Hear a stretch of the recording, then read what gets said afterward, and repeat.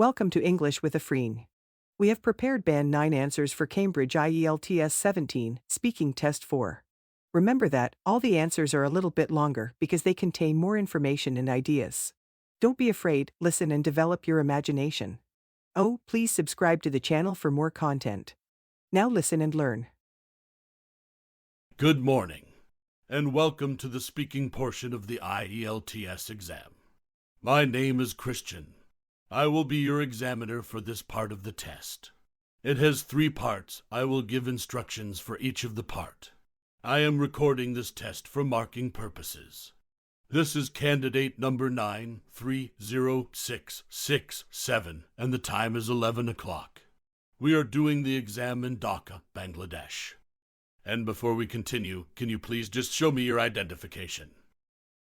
Here is my passport which I used to register for the exam, and you can take a look. Great, and what is your full name? My name is Afreen, and my family name is Yasmin. You can call me Afreen. Okay, Afreen. For part 1, I will ask you a couple of questions to get to know you better, and a couple of questions on a general topic. All right. Do you work or study? I actually do both at this moment. I work for a financial institution as a financial strategist. And I also study IELTS and also GRE for my higher studies. Do you think it's better to use a paper map or a map on your phone? Why? Well, I think that it depends on the situation. If I visit a city or a marketplace, then I would prefer maps on my mobile phone. Because digital maps, I mean maps on mobile, are dynamic in nature. Digital maps may not require map reading skills as features are shown as real-life objects. Features can be shown as 2D or 3D objects. Besides, GPS can be used with digital maps for navigation. On the other hand, in a survival situation, paper maps play a significant role. It provides a reliable backup to GPS receivers, smartphones, or tablets. If we lose battery power or our signal, then the paper maps can be a savior. When was the last time you needed to use a map? Why? Why not? Well, I remember, a couple of months ago, we planned to go on a holiday. Then I needed to use an online map beforehand just to see the exact location of the place I wanted to go to. I also checked the street map to see how central my hotel was before I booked it. Generally, when I drive anywhere new, I like to check the map to find the quickest route. Besides, I have installed a map app on my phone to use when it is necessary. If you visit a new city, do you always use a map to find your way around? Why? Why not? Of course, yes. I always use an online map when I visit new places. Maps present information about a city in a simple and visual way. We can zoom in to enlarge the map to check more in detail with just a simple click. It also allows me to access extra information about hotels, restaurants, and historical places in a city, which is really helpful. So, I believe that map is an essential tool for me as a traveler. It helps me to find out the direction to my destination, and there is no way to get lost. In general, do you find it easy to read maps? Why?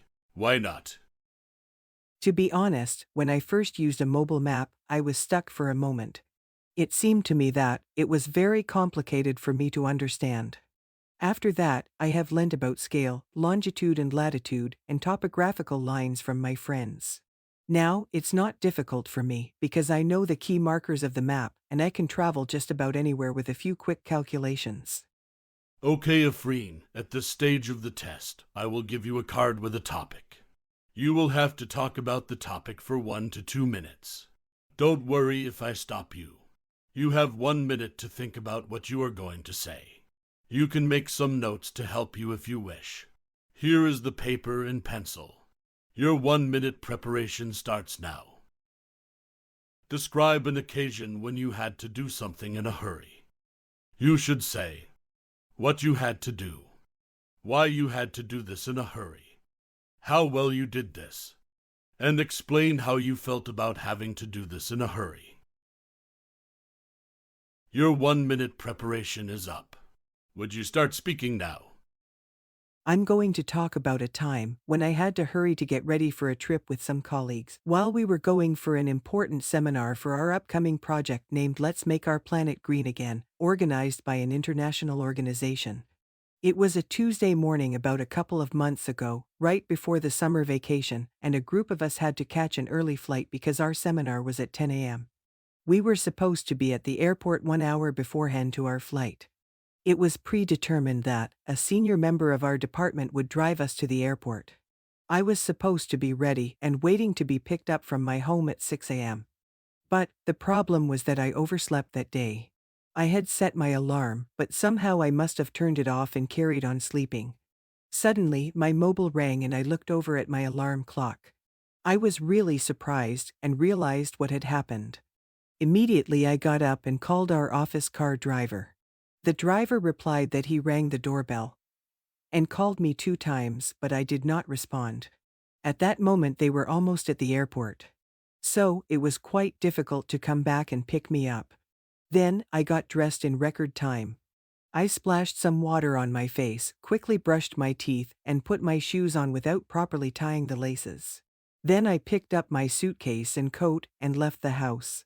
Fortunately, I found a taxi near my house. I hired it. As it was too early in the morning, there was no traffic jam. And I reached the airport half an hour before my flight. I can still remember the moment when the mobile woke me up and I saw the time. I was filled with a sense of panic and fear as I realized that my colleagues were waiting at the airport, and it was a very important seminar for my career that I must have to attend. Then, when I met my colleagues at the airport, I felt so embarrassed because it was obvious that I hadn't been ready on time. I am not good at doing things in a hurry, so now I think twice before leaving things to the last minute, and like to set alarm more than 3 times. And tell my mother to get me up. Okay, I am going to stop you here. Please turn over the note paper and put it to the side. I am going to take back the card. And now we will continue with part 3. For part 3, I will ask you some questions in regard to your part 2 response. All right. Do you think it's okay to arrive late when meeting a friend? No, not really. People always need to be punctual, and being late is frowned upon. Whether it's official meetings, performance reviews and job interviews, or meeting with a friend, we should arrive early. I remember that I had a friend who was always late. Whatever we said, no approach really worked on him. On the other hand, if a friend is late due to unexpected circumstances like their car broke down, I think it should be acceptable, and most people would understand. But, of course, they should call ahead to let people know they will be delayed. What should happen to people who arrive late for work? Although most employees strive to arrive on time to fulfill their professional duties, unforeseen events, mistakes, or personal issues can cause a staff member to be late. If it happens, I think it's the manager's responsibility to discuss the issue to find a perfect solution. Besides, if there is a valid reason to be late, management should remain flexible. For example, an employee is late because his vehicle had a dead battery or a flat tire. On the other hand, if being late turns into a habit, it may affect productivity. In this regard, the manager should ask the employee to show cause why he was late. It is very important to check that employees regularly and try to keep in regular accountability and support. Otherwise, the organization's culture will be damaged. For example, if an employee comes 5 minutes later every day for a week amounts to nearly 30 minutes of lost work time. If that employee's late arrival goes unchecked, other employees might think it's acceptable and start doing the same. Can you suggest how people can make sure they don't arrive late? Well, there are some ways that can help people avoid being late. First of all, they should make a schedule for the next day or the next week and set an alarm without snoozing. For example, if we set the reminder to 30 minutes, that would ensure us leave the office with plenty of time to get to the meeting. Secondly, these days, reminders and notifications are automatic. If you bought tickets to a concert using your Gmail address or contact number, then you'll receive an email or SMS reminding you of the event. Thus, whenever people add an entry to their calendar, they'll also receive reminders. Another recommendation might be to leave home early. Besides, modern technology can make a considerable difference in helping people to arrive early. These days, smartphones are equipped with navigation applications which display traffic conditions in real time on major roads and highways. Even suggestions for alternative routes are given. If people use these applications, I think they can reach in time. Is it better to study for long periods or in shorter blocks of time?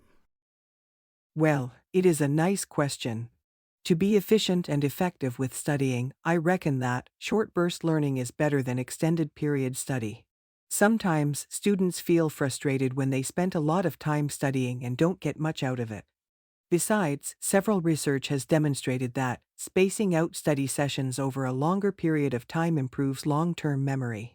Nowadays, youngsters who spend studying for long periods behave aggressive toward their parents and teachers because they don't have after-school activities and their memory just thinks about their textbooks. Moreover, our brain needs breaks to assimilate new info.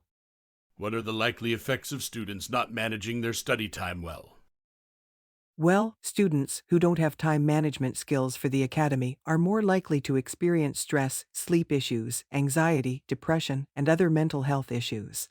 Besides, declining academic performance is a consequence of poor study time management. When they don't keep up with their studies, they're less able to understand or engage with new material. Sometimes it so happens that students drop out of school because they study without a plan. As a result, they cannot complete their courses. So, for students, managing study time is not only crucial to getting things done on time but also important to gain long-term and short-term goals and reasonable milestones. How important is it for students to have enough leisure time? I think that students need sufficient free time to process and practice the lessons they learn during academic periods. Moreover, free time allows students to play and experiment. It gives them a break from their daily pressures and allows them to incorporate what they learned into their everyday activities and social connections. Besides, using free time, some students improve their innovative and creative skills. So, I believe that it is very significant for students to have adequate leisure time to improve mental health and concentration skills. And it provides a great way to have fun, meet new people, and develop friendships. Thank you. This is the end of your speaking test. Thank you very much. To get the Band-9 in the speaking test, follow these 10 tips. Tip 1. Don't memorize answers. Tip 2. Don't use big and unfamiliar words. Tip 3. Use a range of grammatical structures. Tip 4. Don't worry about your accent. Tip 5. Pause to think. Tip 6. Avoid using fillers. Tip 7. Extend your answers. Tip 8. Smiling helps pronunciation. Tip 9. Don't speak in a monotone. Tip 10. Practice common IELTS topics. Thank you for watching the video. Please like, comment, share, and subscribe to the channel.